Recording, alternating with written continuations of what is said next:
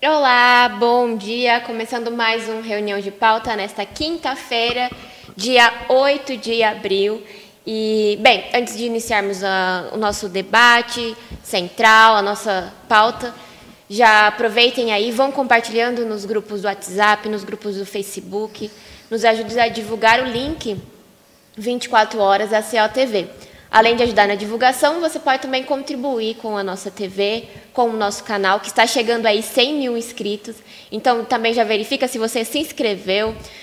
Convido o pessoal para se inscrever, para apoiar uma imprensa independente, revolucionária e operária como a COTV. E também, além de contribuir aí com a divulgação, pedindo aí para o pessoal se inscrever, você pode apoiar o nosso canal financeiramente. Seja aí pelo chat, contribuindo com o super chat, super sticker, ou então tornando-se um membro. Além aí de aumentar o nosso grupo aí de membros, você pode contribuir mensalmente aqui para nosso canal continuar crescendo, continuar melhorando e se fortalecendo. Bem, o Reunião de Pauta vai ao ar de segunda a sexta-feira, a partir das 9 horas aqui na COTV. É apresentado por mim, Isadora Dias, pela companheira Marília Garcia e também pela companheira Nina, que está aqui comigo na bancada. Bom dia, Nina. Bom dia, Chico, bom dia a todo mundo que está assistindo aí a Cultura TV. Bom dia para a nossa outra apresentadora, Marília. Bom dia, Marília. Bom dia, Nina, bom dia, Isa. Bom dia, Chico, também, que é nosso convidado de hoje. Olá, bom dia Marília e as companheiras aqui da bancada e bom dia a todos que nos acompanham aí pela internet. É isso aí, companheiro Chico, nosso convidado das quintas-feiras, bom dia. O companheiro Chico representa aí o grupo de artistas do PCO, né, Chico? Gari. É isso aí, temos reuniões aí todo sábado nos coletivos, né? Exceto nesse sábado, não haverá, mas no próximo sábado, com certeza. Exato. Só entrar em contato com a gente caso queira participar. Tá certo. Bem, então, vamos lá, bora para a nossa pauta, que... Não muito animada. Não muito, começou o programa tão animada, né? Tão bom estar aqui na COTV, fazendo parte aí da imprensa operária, mas... nós temos aí que justamente denunciar as notícias ruins. Vamos lá, temos então como início aí da pauta a questão da pandemia, atualizar os companheiros dos números das últimas 24 horas, que são aqueles números assim, você vê no Brasil, quando trata-se de bater recorde de forma negativa, a gente consegue, né? Os nossos governantes aí, os capitalistas, fazem um bom trabalho. A coisa ruim a gente é boa. A gente não, eles, né? O povo é top. Mas, enfim, a gente tem agora números oficiais de mortes.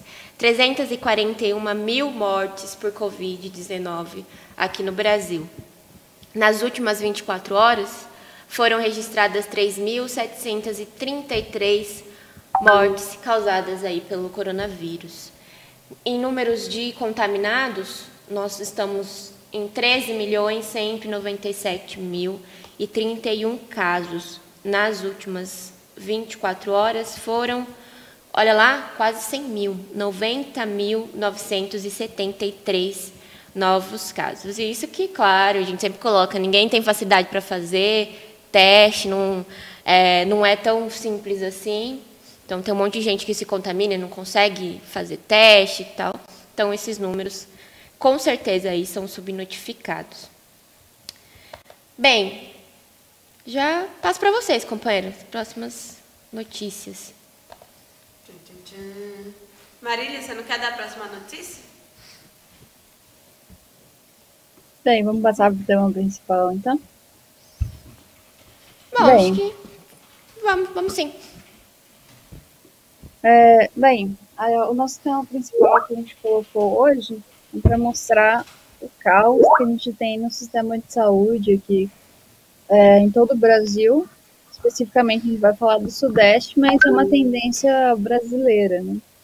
A gente colocou que, pela primeira vez na história ali, em mais de 100 anos, o número de óbitos ultrapassou o número de nascimentos aqui em São Paulo. Quer dizer, tem uma tendência de queda da população como um todo.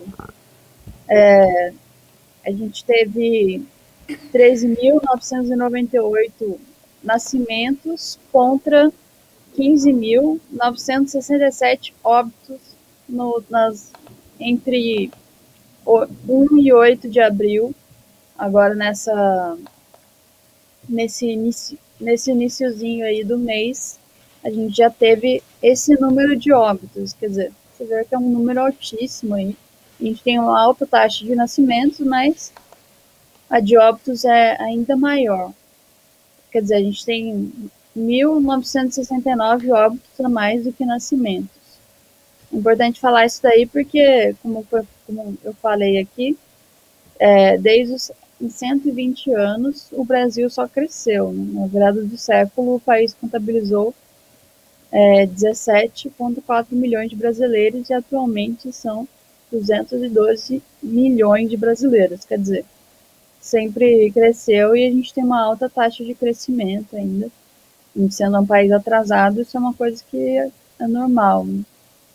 Mas, apesar disso, por ser um país atrasado também, a gente vê aí que a situação do coronavírus é extremamente grave, mostrando aí que a gente está numa situação aí de calamidade mesmo.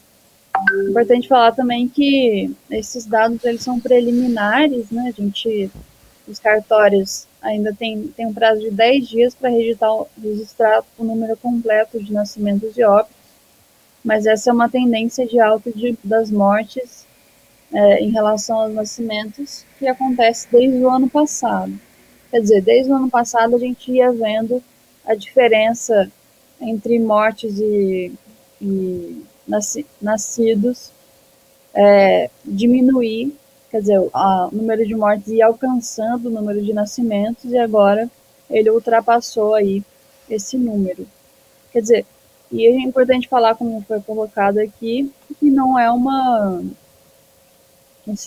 tendência nacional, né? Quer dizer, a tendência é que a gente veja isso acontecer não só aqui no Sudeste, que é, inclusive, a maior região do Brasil, a região mais populosa, né, digamos assim, mas também a gente deve ver isso atingir o restante do Brasil. Essa notícia me lembra uma questão que a gente vê numa discussão aí, de que seria necessário diminuir o número da população mundial para você conseguir oferecer uma melhor qualidade de vida das pessoas. Gostaria de destacar que isso daí é uma teoria aí, no fundo, nazista, né, contra a população, porque a gente vê esse resultado aí de mais mortes e menos nascimento, ele é criado, ele é proporcionado pela política genocida dos governos capitalistas. Então, e quem defende esse negócio, né, de diminuir a população e tal, você vê que é um setor muito direitista mesmo. Lembro que uma vez a gente até noticiou no nosso diário que uma modelo russa tinha falado, né, que a pandemia ela era boa para o planeta porque ia diminuir o número de pessoas no mundo.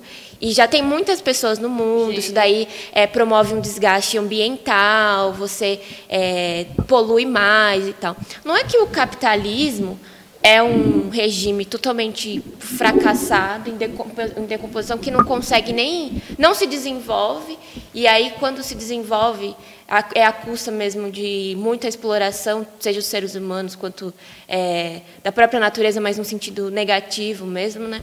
Porque a gente vê, aqui no São Paulo, tem sempre a polêmica em torno do Rio Tietê. Está aí há 20 anos o PSDB falando que vai limpar o rio. Então, não é porque tem muita gente aqui em São Paulo, é porque a gente tem governos muito incapazes de cuidar até de um rio. E aí eu lembrei dessa polêmica, né, que você vê, é um caráter totalmente fascista se defender que tem que diminuir a população. E para alguns setores aí, inclusive que se dizem ambientalistas e tal, até deve ficar feliz, né? Está diminuindo o número de pessoas, o planeta Terra vai poder respirar. Mas veja só, esse aqui é o resultado quando você tem essa política de morreu, morreu. É uma política totalmente fascista, né? Porque também quem morre é a população pobre. Isso aqui é a população. 80% das pessoas que estão morrendo é a população pobre. Então é fácil, né, você defender aí a diminuição do número de pessoas quando é relacionado às pessoas da classe trabalhadora, as pessoas pobres. Você vê que é uma política de abandono total da população, né? Porque isso aí está ligado diretamente ao gerenciamento da pandemia que os golpistas não estão fazendo, né? Desde o começo, nenhuma medida foi tomada. É tipo o Tietê mesmo. Tipo, tem um Tietê maceioense lá, né, em Maceió, que é o Riacho Salgadinho. Que tudo quanto é político vai lá e faz campanha de que vai limpar o Riacho Salgadinho. Tá até hoje, mesma coisa do Tietê. E a pandemia eles estão lidando que nem esses rios aí. Então, tipo, faz campanha, olha aqui a vacina, não sei o que, mas na hora do vamos ver, o que está acontecendo é que tem mais gente indo para a cova do que a gente nascendo. É muito absurdo, é uma política de abandono total da população. Chico. Eu acho também que é importante salientar, né, que isso se deu aí na região sudeste, que é a região do país que teria, em tese, mais condições financeiras e organizativas de fazer um combate aí à pandemia, de fazer a região mais rica do país, né? Então é uma coisa que mostra, se imagina como que a situação não está em outros locais que tem menos condições aí de enfrentar essa situação.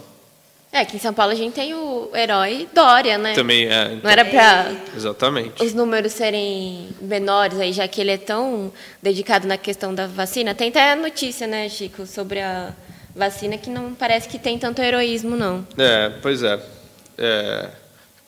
Quer passar para frente para a notícia? Deixa. Acho que sim. Se a Marília quiser comentar mais alguma coisa sobre o tema central. Áudio, Marília. Não passar para frente. Bom, então, isso daí, o que acontece, né? A gente tem uma situação nos hospitais, primeiro assim, os hospitais, depois a Nina vai comentar o problema do abastecimento de oxigênio, mas a gente tem nos hospitais, de um modo geral, uma situação em que uma boa parte deles acredita que em, 10 dias, né, dependendo do hospital, mas em muitos lugares está assim, 10 dias eles não vão mais ter insumos para lidar com os internados por conta da Covid, né? Então, o que realmente está preocupando mais gente é o problema propriamente do oxigênio. Mas todos os outros insumos também indicam aí uma falta aí de estoque, de insumos no estoque. Isso está sendo colocado aí em pressão por conta da pandemia, e aí a gente tem 1.068 municípios que dizem aí que vai ter um desabastecimento, particularmente com o problema dos cilindros de oxigênios, né? E outra coisa é a questão da vacina, que é uma coisa semelhante, né? A gente tem no Butantan tem um esgotamento aí de uma matéria-prima da vacina, que é do insumo farmacêutico ativo que vem da China, né?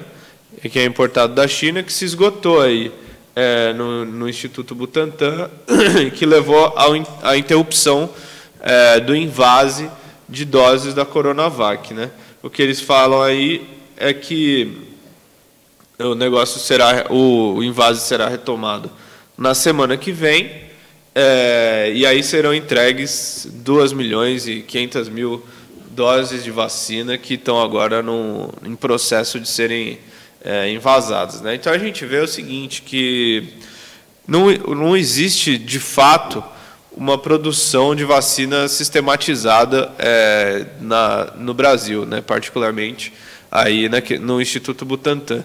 Não existe uma capacidade de se produzir as vacinas no Brasil. Você vê, vai ficar uma semana aí sem produzir vacina, com 4 mil pessoas morrendo por dia, né? E quando for finalmente produzida a vacina, vai ter o quê? 2 milhões de doses para um país aí com 200 milhões de pessoas, que cada pessoa tem que tomar 2 doses da vacina. É muito pouco, né? É muito pouco, a produção é muito lenta. E é um negócio que e a gente está já nos piores índices do mundo em termos de combate à pandemia. Então, a produção é muito lenta, as matérias-primas se esgotam aí no meio do processo. Não há um plano, de fato, por parte dos governos, de fazer com que essa produção seja mais rápida. Não é apresentado esse plano. O que é apresentado daqui a uma semana, se chegar a matéria-prima, a gente vai ter 2 milhões de doses, que não é nada, é muito pouco. Então, a situação é muito grave com relação a essa questão da vacinação. Foi feita toda uma propaganda, né, em torno da vacina, e agora a gente não tem vacina, né? Foi feita toda uma campanha para baixar leis aí, para obrigar as pessoas a tomar vacina, lei que permite aí o patrão a demitir o funcionário que não tiver tomado a vacina, e agora a gente não vai ter vacina para todo mundo, não tem vacina para todo mundo, o governo não apresenta nenhum plano. Você não vê aí, né, um grande plano de construção de fábrica de vacina, ou um grande plano de compra de vacinas, não sei, de algum lugar. Você só vê uma politicagem aí que não leva a lugar nenhum, e o pessoal continua morrendo. 3 mil por dia, 4 mil por dia, daqui a pouco 5 mil por dia, 10 mil por dia. 300 mil mortos, 400 mil mortos, podendo chegar aí. Eu vi um estudo de que até o fim desse semestre é possível que se chegue a 600 mil mortos no Brasil.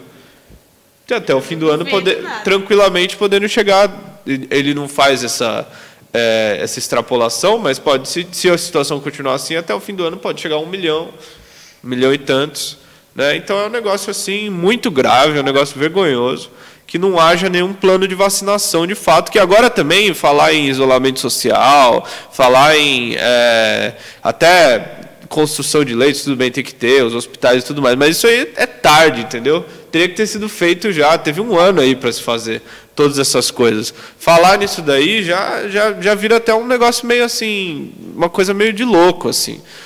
Deveria estar se falando em fazer um plano de vacinação amplo aí para toda a população, mas nem isso.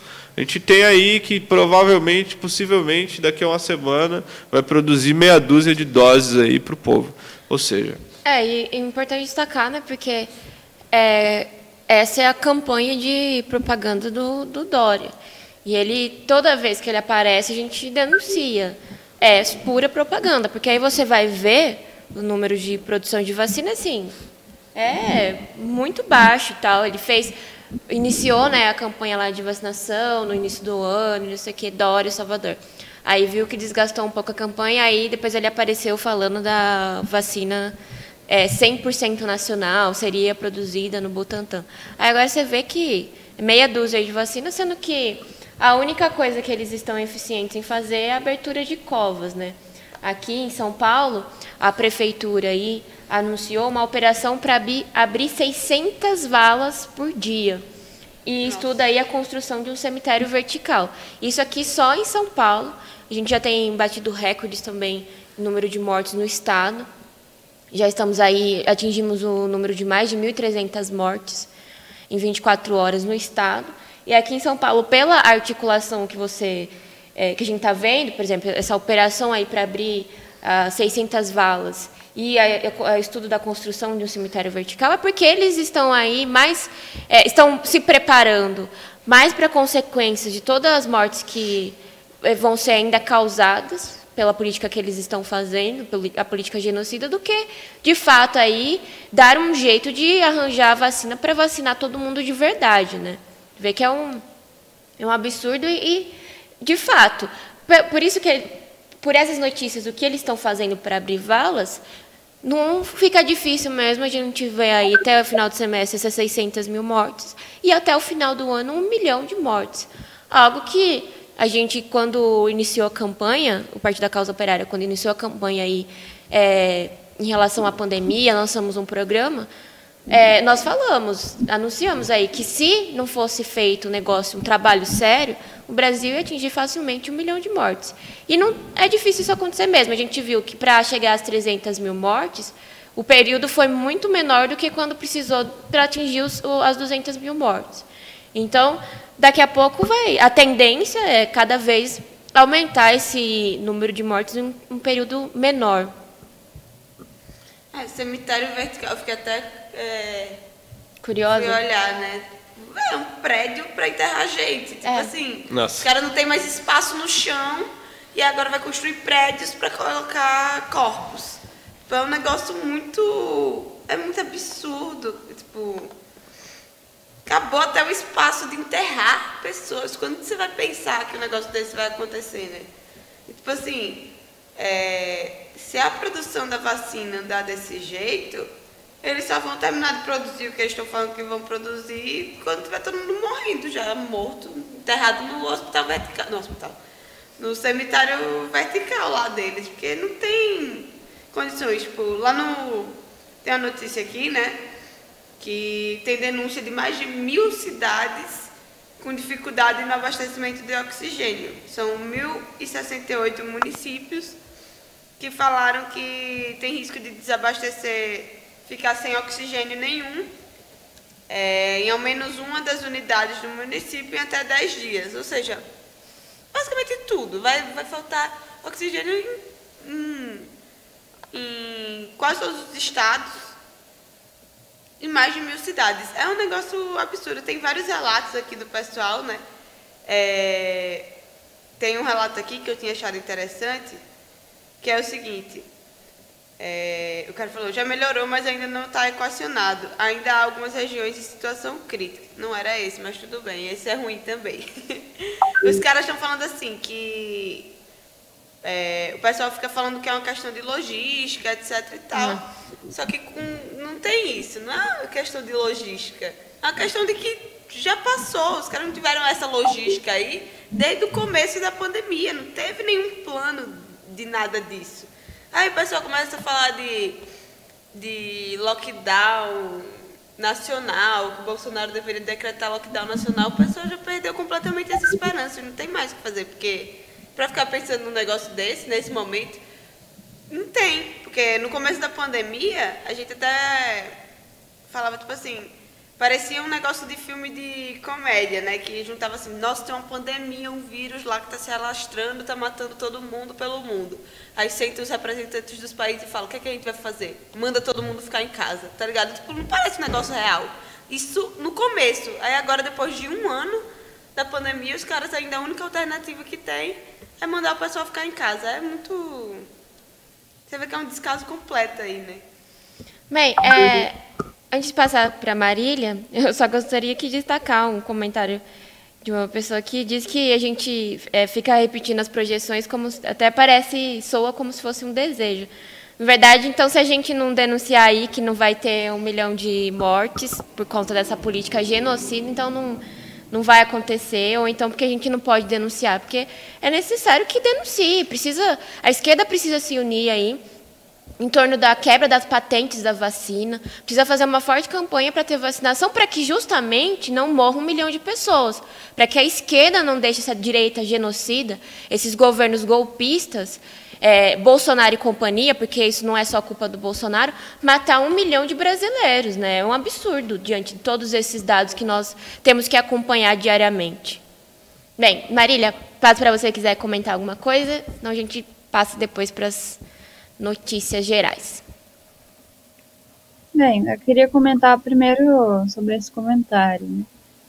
Acho que é mais ou menos quando a gente lançou a palavra de ordem fora Bolsonaro, veio um setores da esquerda falando que a gente não podia falar fora Bolsonaro porque tinha a palavra Bolsonaro, e daí atrair e tudo mais. Quer dizer, uma coisa completamente... Ou então quando a gente lançou a palavra de ordem não à prisão do Lula, também falaram que a gente não podia falar não à prisão do Lula porque tinha a palavra não e a palavra prisão na mesma frase. Quer dizer, uma coisa negativa e tudo mais. Quer dizer, e no outro, é meio místico, lado, né, Marília? É um negócio meio místico. Do outro lado das coisas, a gente tem a realidade, né? Que a gente precisa estar com o pé na realidade para fazer uma luta política. Quer dizer, a gente está aqui colocando, determinando o que a gente deve, contra o que a gente deve lutar, exatamente contra esse aumento aí do número de casos, de mortes. É uma coisa clara. Se a gente não tiver clareza sobre o problema, a gente também não tem clareza sobre a necessidade da luta. Né? Não dá para a gente se esconder debaixo da cama aí e achar que tudo está bem e tudo mais, ficar desejando que tudo fique bem, para tudo ficar bem. Não é assim que acontece. A gente precisa desenvolver uma luta que seja ferrenha e com base na mais pura realidade. Essa é a visão do marxista, inclusive. O marxista ele é aquele que vê a realidade de frente. Quer dizer, quão dura ela, não importa quão dura ela seja, ele deve ver a realidade de frente para exatamente conseguir agir em torno da realidade. Eu acho que essa é a questão fundamental. No sentido oposto, a gente vê a própria imprensa burguesa escondendo aí dados, escondendo números e tudo mais. A gente deve noticiar o que é colocado, né? Inclusive procurar mais notícias sobre a realidade, até porque esses números terríveis que a gente vê, a gente ainda sabe que são subnotificados, né? Se a gente falar que é subnotificado, vai ser que a gente está desejando que sejam maiores? Claro que não. É para falar que a situação é extremamente grave e ainda assim a imprensa burguesa ela faz em conluio com os governos capitalistas, ela faz aí uma iniciativa de esconder os dados. Daí já aconteceu em toda a pandemia, desde o início da pandemia a gente coloca aí que é uma taxa de subnotificação de 10 vezes, quer dizer, a situação é muito mais grave na realidade, e tudo isso que a gente noticia já deixa claro. Até porque a população, ela não tem condições de esconder a realidade, porque o pobre, ele está dentro dos índices, não tem jeito. Ele vai sofrer o desemprego, ele vai sofrer a fome, ele vai sofrer o número de mortes que estão acontecendo, porque a gente já sabe também que o maior número de mortes é entre as pessoas que têm menos condições, são pobres, né? E exatamente isso daí vai mostrar que a gente está numa crise profunda, né? Quer dizer, uma tendência aí de mobilização por conta da crise, que é uma coisa que deve acontecer e a gente deve insuflar essa tendência de mobilização aí com a realidade, né? Denunciando as coisas que estão acontecendo e não jogando poeira nos olhos da população. Eu acho que essa é a questão essencial. É isso aí, Marília, de acordo. E, bem, então, encerrando aí com o comentário da companheira Marília, vamos passar para as notícias gerais. Já passo para a Nina comentar que, enquanto a gente está atingindo esse número aí elevado de mortes e tal, o pessoal está fazendo um jantarzinho com o Bolsonaro, né, Nina? O Bolsonaro fez aí um jantar, ele, alguns membros do governo e uma série de empresários safados aí, na quarta-feira, né, ontem de noite. E aí saíram várias matérias sobre esse jantar, né? E aí eles foram discutiram também a questão da pandemia e tal, né? Naquela, né? Foram lá jantar e ver o que eles iam fazer para salvar as empresas, etc. O Bolsonaro chegou lá no jantar, falou que se compromete a acelerar a vacinação, etc. E aí começou E aí os empresários, não, é isso aí, todo mundo sempre apoia, né? Que nem o Dória com a campanha da vacinação. Mas aí, no fim das contas, a política que a gente vê, o pessoal tem que construir prédio para enterrar a gente, né? Teve lá presente nesse jantar pelo menos 20 empresários, o pessoal do Safra, o pessoal do Cosan, Riachuelo, Fiesp. Tem notícias de que o Velho Davon foi barrado do jantar também. Parece aquele jantar de de celebridade falida, né? De subcelebridade. É uma palhaçada que tem tanta gente morrendo e os caras fazendo jantar com o empresário para ver como é que tem, o que é que eles vão fazer para salvar as empresas, né? O lucro dos empresários e não a população como um todo. Então, falando assim, o jornal Valor fez uma matéria e falou: tem que olhar o lado bom do país, os investidores estão acreditando no Brasil. Basta olhar hoje o leilão dos aeroportos, não existe terra melhor do que essa. Exato, não existe terra melhor para você vender tudo e ganhar aí muito dinheiro em cima dos trabalhadores, à custa do povo brasileiro e tal. E acho importante destacar, né, porque mostra aí que o Bolsonaro ele tem apoio aí num setor importante que é os empresários, né? Então, enquanto a esquerda acha aí que Bolsonaro está em crise, está esperando o Bolsonaro cair de podre, a gente vê que os empresários aí estão articulando com ele para articulando para fortalecê-lo, né? Para salvar o lado deles, né? Salvar as empresas e tal. Eu queria comentar uma coisinha sobre esse jantar, né? Rapidinho, duas coisinhas, na verdade, que lendo sobre isso me chamaram a atenção, né? Uma é que o Bolsonaro, apesar de ter falado não sei o que da vacinação e tudo mais, ele critica as medidas restritivas, né? E isso daí é apoiado pelos empresários que estão presentes, ou seja, né, a gente sabe quem que está impulsionando aí a morte de toda a população e quem que está contra o controle da pandemia desde o começo. Né? Não é o Bolsonaro, não é exatamente aquela extrema-direita histérica da rua. São os empresários aí que apoiam o Bolsonaro, né? E que fazem com que ele defenda essa política aí. Essa política aí não é da cabeça dele, que eu acho que algumas pessoas têm essa noção, né? Que nem a Nina falou, tem o cara do Bradesco, o cara da Fiesp, uma série de banqueiros aí, de industriais, capitalistas aí de todas as estirpes, né? Esse pessoal aí tá a favor disso daí, da morte da população, é contra as medidas restritivas. E outra coisa que comentaram também na matéria que eu li sobre isso é o negócio do PT, né? Que o Bolsonaro criticou o PT, falou que não sei o quê, se o Haddad tivesse ganho, o país estava no buraco, sei lá, uma coisa assim. E os empresários falaram, é isso aí, o Brasil não vai voltar na mão de ladrão e vagabundo.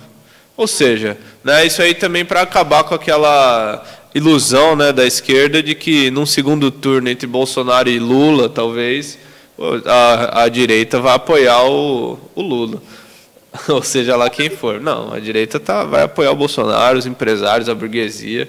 Se precisar, vai apoiar o Bolsonaro. Né? E esse jantar aí mostra o apoio que ele tem da burguesia, exato. Só isso que eu queria comentar. Marília? Eu acho que esse jantar deixa claro que a gente vem falando desde o início, né? O pessoal começou a fazer aquela campanha que o Lula ele tinha popularidade entre a burguesia. Quer dizer, logo que o Lula teve os direitos reconstituídos, a gente viu aí a imprensa cobrindo as coisas do Lula e tudo mais. A Folha xingou o Lula, deixando clara a situação, mas algumas imprensas aí, o FHC foi lá, elogiou o Lula, falou que tinha espaço para o Lula no centro político, junto com o restante da burguesia e tudo mais. Quer dizer, e daí teve gente que acreditou aí que a gente está numa situação igual a 2002, que é a situação em que a burguesia, pela crise social, estava disposta a fazer um acordo com o Lula. Mas a gente já colocou aqui que não tem nada a ver, né? A gente não está em 2002, a gente está numa situação de caos total em que a burguesia não tá a fim de ceder suas posições para a esquerda. Pelo contrário, ela está a fim de radicalizar na direita. E é exatamente o que esse jantar ele mostra, né? Quer dizer, o Augusto Heleno estava no jantar também. Além da burguesia, o Bolsonaro tem apoio das Forças Armadas, apesar também de toda essa campanha da imprensa que fala que tem a crise com os militares e tudo mais. Na verdade, o Bolsonaro aí é a única saída para esses setores, né? Porque na situação da presença do Lula, eles vão ter que se unificar em torno do Bolsonaro para conseguir alguma coisa. E até que já queria colocar uma notícia que fala que o Lula ele está atingindo aí a mesma popularidade do Bolsonaro nas redes sociais. Lembrando que o Bolsonaro tem o cargo de presidente da República, né? Então, quer dizer, tem muitos recursos do Estado para ter uma popularidade nas redes sociais. E mesmo assim, o Lula, pela própria, digamos assim, popularidade natural dele, ele vai ultrapassando o Bolsonaro. Ele chegou a ultrapassar o Bolsonaro nas redes sociais, né, logo que ele teve o direito de ser constituído. O Bolsonaro ultrapassou de novo depois, e agora ele vem, depois de uma série de entrevistas que o Lula fez e tudo mais, ele vem ultrapassando o Bolsonaro de novo.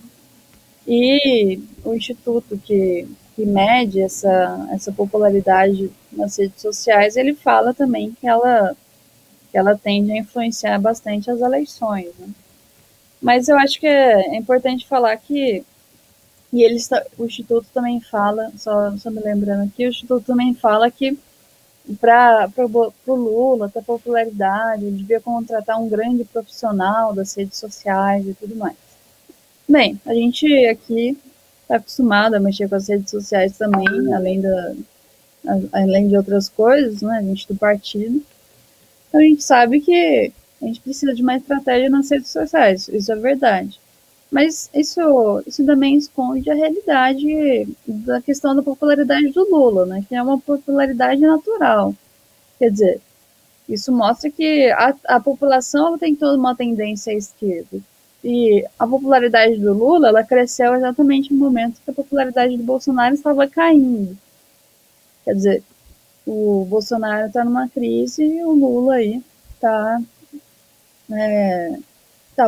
popular em meio à população. Por isso que ele ganha seguidores e tudo mais.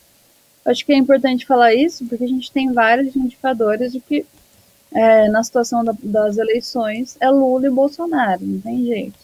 E essa questão do jantar, ela mostra bem a posição da direita, dos empresários. Quer dizer, a gente precisa colocar até isso, né, porque para não ter ilusões na esquerda, né? A posição da esquerda deve ser se basear toda a sua campanha na população, nos trabalhadores e tudo mais, não ficar tentando agradar os empresários, agradar esses setores aí que já estão fechados com o Bolsonaro. Não tem nada a ganhar nesse sentido, né? Acho que é isso. Exato, Marília. Bem, e para encerrar aqui, companheiros, gostaria só de noticiar aí uma notícia em relação à Receita Federal que disse que só rico lê e por conta disso os livros aí podem perder isenção com unificação tributária. Nesse documento aí a Receita Federal apresenta que as famílias acima de 10 salários mínimos, que são mais consumidoras aí dos livros, então isso daí seria uma justificativa para diminuir as isenções tributárias aos livros, isenções aí que são disponíveis para editoras e tal, para que, inclusive, a desculpa seria que isso daí poderia ser, o governo poderia focalizar em outras políticas públicas por conta de tirar essa isenção tributária. E é engraçado, né? Porque de rico você tem um monte de coisa aí para tributar, né? Iate, carro de luxo, casa de luxo, enfim, inúmeras outras coisas aí que, de fato, aí você poderia se preocupar com a tributação, mas não. Vão aí se preocupar com a tributação dos livros, que já é uma questão aqui no Brasil. Os livros são muito caros, já são praticamente muitos livros aí a população mais pobre não consegue acessar, justamente porque são caros. Não é que as famílias ricas leem mais, tal, é que eles conseguem comprar mais livros, né? E aí você vê, em vez do governo se preocupar de uma maneira que a população pobre consuma mais livro, consiga comprar os livros, é assim, já que o pobre não compra livro, então vamos aumentar o preço. Eu acho que eles vão começar a devem estar usando esse mesmo pensamento para a comida, né? Já que o pobre não come, então vamos aumentar o preço da comida, porque só rico come, né? Já que o pobre não consegue pagar aluguel, vamos aumentar o aluguel, vamos aumentar o valor das... Enfim, é uma justificativa que mostra o quanto esse governo bolsonarista é um negócio que não tem nem palavras. E destacando aí o jantar, é isso que os empresários apoiam, né? Vamos aumentar o preço dos livros mesmo, vamos aumentar o custo de vida da população pobre, porque eles precisam receber mais dinheiro mesmo. Acho que é isso. Exato. É isso. Bem, estamos aqui, nosso horário encerrado. Então, vou agradecer a companheira Marília. Muito obrigada, Marília. Bom dia. Obrigada, gente. Bom dia. Até amanhã. Até. Tchau. Nós voltamos amanhã, a partir das 9 aqui na CLTV. O Chico volta com a gente na próxima quinta-feira. Muito obrigada, Chico. Obrigado e até a próxima quinta. Bom dia a todos que nos acompanham. Tchau, tchau. Muito obrigada, Tchau, tchau. companheiros.